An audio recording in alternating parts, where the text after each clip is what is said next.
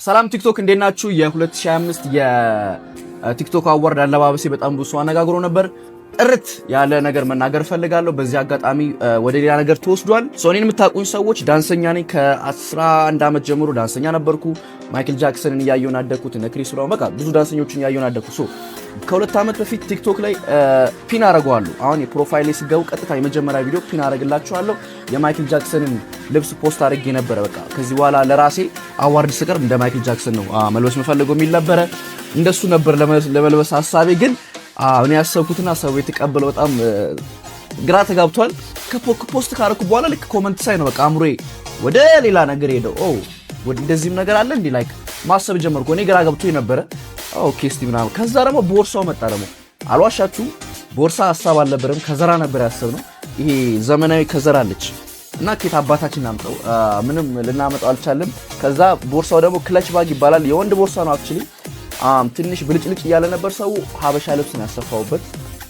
ይሄ ከሀገራችን ጋር ሄደ ያው ሳስበው ሁሉም ነገር ትንሽ እንትን ይከብዳል።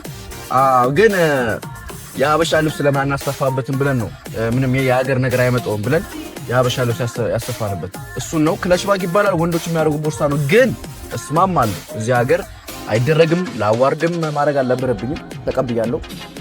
ግን ያው ከዘራ ባገኝ ደግሞ ሞር የበለጠ ብታዩት ደስ ይለኝ ነበር። በፋሽን መንገድ ብቻ ነው እኔ ያሰብኩት። ያ ከዛ በተረፈ ደግሞ ገብረ ሰዶም ላላችሁ ሰዎች 100% እቃወማለሁ። ገብረ ኢየሱስ ጋርም አውርቼ ነበረ። ያው ገብረ ኢየሱስን ማታውቁት ከሆነ በጣም የሚቃወም ሰው ነው።